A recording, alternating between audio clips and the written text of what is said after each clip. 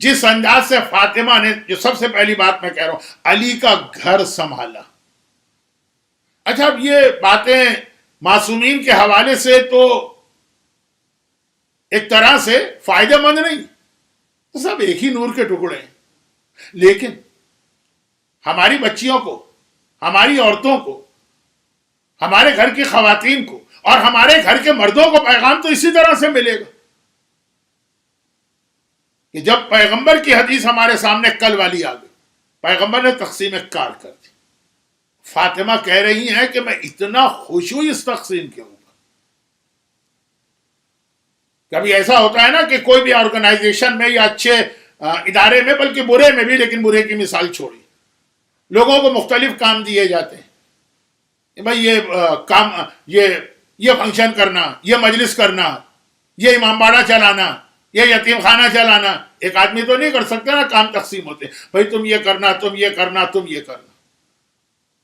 اس میں اگر کسی کو اس کی اپنی فیلڈ کا کام مل جائے، جس کا وہ ماہر ہے، جو اس کے لیے بہت آسان، وہ اتنا خوش ہو جائے گا.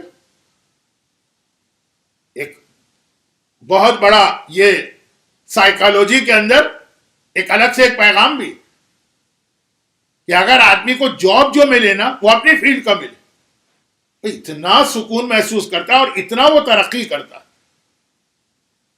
یہ بہت اہم موضوع ہے، لیکن میں موضوع سے ہٹ جاتا ہوں. میں موضوع سے ہٹنے نہ پاؤں، اس لیے میں واپس آ جاتا ہوں کہ فاطمہ پیغمبر آ کے کام تقسیم کر رہے، نہ بیٹی کچھ بول رہی ہے نہ داماد کچھ بول رہا. ہو سکتا ہے پیغمبر کہہ دیتے فاطمہ تمہیں گھر کے باہر کے کام کرنا، علی تمہیں گھر کے اندر کے تقسیم سنبھال لیتے وہ، لیکن وہ خوشی نہیں ہوتی. جو فاطمہ کی خواہش ہے، جو فاطمہ کی تمنا ہے، جیسے شہزادی کی تمنا پہ تو زمین و آسمان چلتے ہیں. میں اب عام ماحول کی بات کر رہا ہوں، پیغمبر نے وہی ذمہ داری دی اور یہ بتا دیا کہ کس انداز سے ایک مومنہ کا گھر ہونا چاہیے. اچھا علی اور فاطمہ کی زندگی پہ کون عمل کرے گا؟ یزید ظالم حکمران، شمر، یا مومن اور مومنہ؟ اور اگر سید ہیں تو کیا کہنے فاطمہ کے بیٹے اور فاطمہ کی بیٹی. گھر اس طرح چلتے، بیوی اس طرح سے گھر کو سکون کا گہوارہ بنا. مگر شرط یہ ہے کہ شوہر بھی گھر کے باہر کے اپنی ذمہ داریاں ادا کرے. یہ ہمارے یہاں بیلنس نہیں. ایک چھوٹی سی بات عرض کر کے آج کی مجلس ختم کر رہا ہوں، پھر پیغام مکمل کل کروں گا. اب پیغمبر نے تقسیم کام کر دی، تقسیم کار کر دی. اچھا اب اس کے اندر ایک نقصان اور ہے، اگر اگلی روایت ہمارے پاس نہ ہوتی. کیا کام ہے؟ کیا اس میں نقصان ہے جو ہمارے یہاں ہو رہا ہے؟ مرد نکھٹو بن جاتے ہیں، گھر میں آ کے ہل کے پانی بھی نہیں پیتے. بیوی بیمار بھی ہے تب بھی اسی کو ناشتہ بنا کے، شوہر کو چائے بنا کے دینا. موضوع پہ بات بہت ہوتی ہے تو میں ٹونٹنگ والے جملے نہیں کہہ رہا ہوں، میں تو حدیث پڑھنا چاہتا ہوں. اس کے بعد والی حدیث تقسیم کار تو کر دی پیغمبر نے کہ تمہارا یہ کام ہے، تمہارا یہ کام. مگر اس کا مطلب یہ نہیں کہ دونوں اس انداز سے اپنے کام میں لگ جائیں. جو میں نے کل کہا، کیا عورت جاب نہیں کر سکتی؟ کیا عورت بزنس نہیں کر سکتی؟ صرف ایک اس میں رکاوٹ آتی ہے کہ شوہر کی اجازت کا بغیر گھر سے نکلنا حرام، تو وہ بھی شادی شدہ عورت نا. لیکن آج کل کی دنیا نے تو اور آسان کر دیا کہ شادی شدہ عورت بھی گھر سے نکلے بغیر اتنے سارے کام گھر میں انجام دے سکتی ہے. یا آن لائن بزنس میں تو آج کل دنیا میں عورتیں بہت آگے نکل گئی. کمفرٹیبل، جو اسلام چاہتا بھی ہے کہ نامحرموں سے کم انٹریکشن بھی ہو، اور پھر وہ چاہے تو سارے کام کرے، کوئی حرج نہیں، مگر اپنی بنیادی ڈیوٹی چھوڑے بغیر، جو ہر آدمی کی اصل ایک ڈیوٹی ہوتی ہے.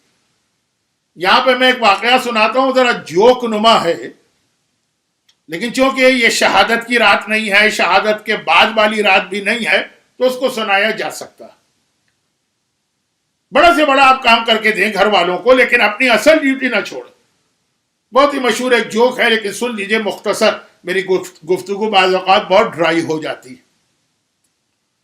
ایک صاحب نے اپنے گھر کی حفاظت کے لیے ایک سیکیورٹی گارڈ رکھا, جو ہم کراچی کی زبان میں بات کریں ایک چوکی دار رکھا. تمہارا کام یہ ہے کہ رات بھر جاگو, پہرا دو. ان صاحب کو ایک دفعہ ایسا ہوا کہ بالکل صبح 6 بجے کی فلائٹ سے کراچی سے اسلام آباد جانا تھا. گورنمنٹ آفیسز وہیں ہیں, وہیں کام تھا, جانا تھا.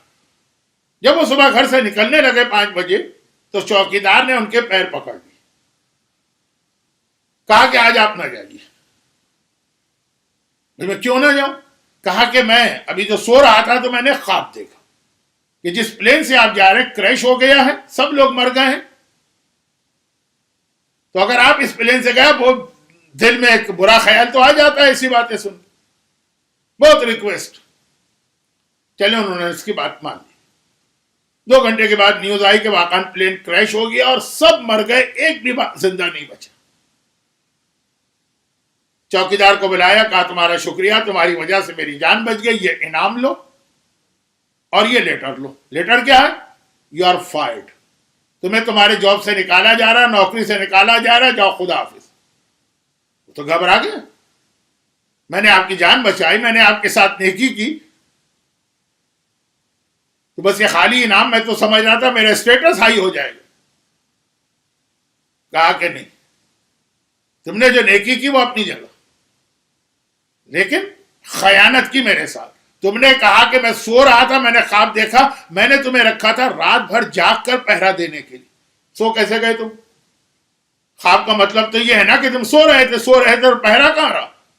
جو تمہاری ڈیوٹی تھی وہ تم نے انجام نہیں دی. بے شک میری جان بچا دی, اس کے لیے نام لے لو, لیکن جاب نہیں رکھا جا سکتا. تو اب یہ جو ہر ایک کی ایک ڈیوٹی اسلام نے بتائی ہے, وہ ڈیوٹی کو کرتے ہوئے پھر اور نیکیاں کرے تو کیا کہنا. بہت ساری عورتوں کو میں جانتا ہوں جو دین کے کام کی خاطر اپنے گھروں کو تباہ کر رہی ہیں.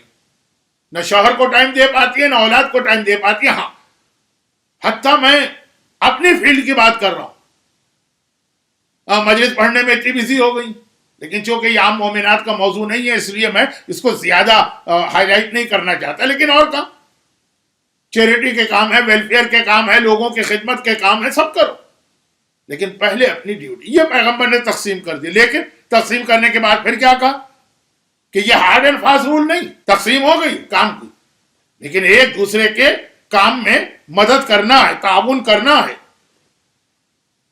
اب آئیے وہ حدیث سن لیجیے. اللہ کے رسول, اب یہ تقسیم تو ہو گئی اس کے کئی دنوں کے بعد, بلکہ کئی مہینوں کے بعد کی چیز.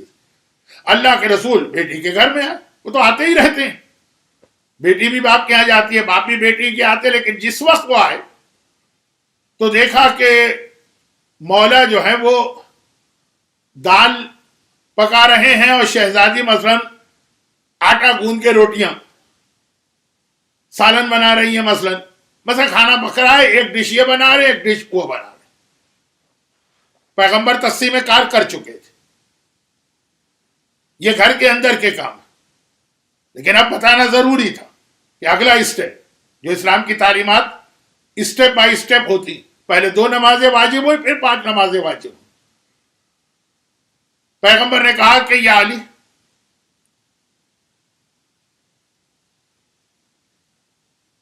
تم وہ کام کر رہے ہو جو انبیاء کے کرنے کا کام ہے. یاد رکھو, جب کوئی آدمی گھر کے کاموں میں اپنی بیوی کی مدد کرتا تو اللہ ہر قدم پر اسے حج اور عمرے کا ثواب دیتا. جو گھر کے کاموں میں وہ چل رہا ہے, پھر رہا ہے, ہر قدم پر اسے حج و عمرے کا ثواب ملتا ہے. اور اس کے بدن پر جتنے بال ہیں, ہر بال کے بدلے میں اللہ اسے ایک ایسے سال کی عبادت کا ثواب دیتا ہے جس میں پورا دن روزہ رکھا گیا اور پوری رات عبادت کی. یہ اتنا ثواب ملتا ہے. اور اے علی, یہ یاد رکھو, اب یہ والی حدیث, یہ حدیث ایک ہی ہے, اس کا جو ٹکڑا ہے نا یہ صدقے کے لیے آتا, صدقے کے لیے, یہاں بھی آ رہا ہے. جس وقت کوئی آدمی اپنے گھر کے کاموں میں اپنی بیوی کا ہاتھ بٹاتا ہے اور مدد کرتا، یہ اس کے گناہوں کا کفارہ بنتا ہے۔ گناہ تو ہم سے اور آپ سے ہوتے رہتے ہیں، گناہ کا کفارہ، گناہ صاف کرنے کے طریقے، گناہ کو ڈیلیٹ کرنے کے طریقے، گناہ کی جو میل ایمان پہ چڑھ جاتی ہے اس کو اتارنے کے طریقے کیا ان میں ایک یہ کہ بیوی کا ساتھ دے رہا ہے گھر کے کاموں میں، کفارۃ الذنوب یہ گناہوں کا کفارہ ہے اور اللہ کے غضب کو ٹھنڈا کرنے والی چیز ہے۔ جب آگ بھڑک رہی ہے اس کو ٹھنڈا کرنے کے لیے پانی ڈالتے ہیں نا۔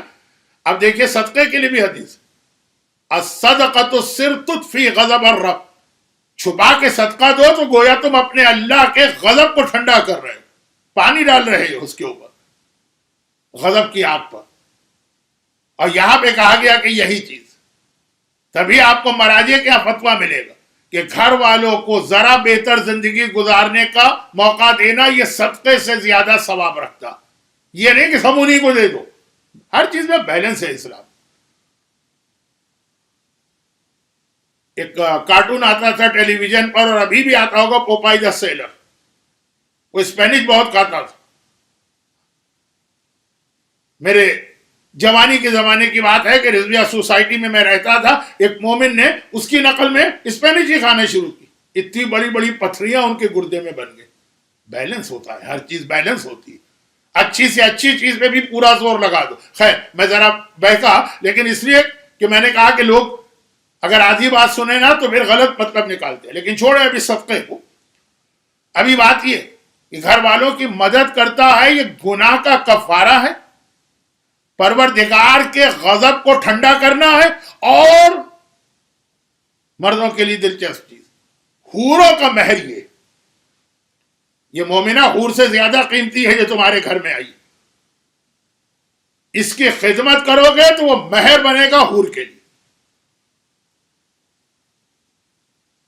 اچھا اب اس کے بعد حدیث کا آخری ٹکڑا سن لیجیے، جو ایک اعتبار سے میرے اعتبار سے یہ اس سے بڑھ کے اب فضیلت کی کوئی چیز نہیں۔ حج کا ثواب ملا، عمرے کا ثواب ملا، ایک سال کی عبادت کا ثواب ملا، گناہ کا کفارہ، لیکن اب حدیث کا یاد رکھو، گھر والوں کی خدمت صرف وہ کرے گا جو یا صدیق ہوگا یا شہید ہوگا یا اللہ نے اس میں دنیا اور آخرت کا خیر جمع کر دیا ہوگا، اور اللہ اسے اتنا اجر دیتا ہے جتنا داؤد نبی کا اجر ہے، یعقوب نبی کا اجر ہے، عیسیٰ نبی کا اجر ہے۔ میں نے کہا نا کہ بعض اوقات مجلس کے شروع میں نے کیا بات کہی تھی کہ بعض اوقات کچھ چیزیں ہمیں بہت چھوٹی اور معمولی لگتی، ارے یہ کر کے کیا ہوگا، یہ گھر میں جو آپ نے جھاڑو لگائی یا ویکیوم کیا، لیکن اس میں ایک لفظ ہے ناگواری کے ساتھ نہ ہو، یہ بھی جملہ ہے حدیث میں، ناگواری کے ساتھ نہ ہو، خوشی کے ساتھ۔ جیسے ایک نماز آدمی کو پڑھنا پڑے والدین کے ڈانٹنے ڈپٹنے سے تو پڑھتا تو ہے ناگواری کے ساتھ، ایک ہے خوشی کے ساتھ نماز پڑھ رہا، یہ کام خوشی کے ساتھ کرے۔ 6 لفظ پیغمبر کہے گئے، صدیق، شہید، خیر الدنیا والآخرہ، یعقوب، داؤد اور عیسیٰ۔ یہ ہے کیا چیز؟ صدیق کسے کہتے ہیں؟ مولائے کائنات کا لقب ہے صدیق، شہزادی کونین کا لقب ہے صدیقہ۔ قرآن کریم نے 2 اہم ترین انبیاء کے لیے لفظ استعمال کیا، وَاذْكُرْ فِي الْكِتَابِ إِدْرِيسَ إِنَّهُ كَانَ صِدِّيقًا نَبِيًّا۔ اپنی کتاب میں ادریس نبی کا ذکر کرو، یہ نبی ہیں اور صدیق ہیں ادریس۔ وَاذْكُرْ فِي الْكِتَابِ إِبْرَاهِيمَ إِنَّهُ كَانَ صِدِّيقًا نَبِيًّا۔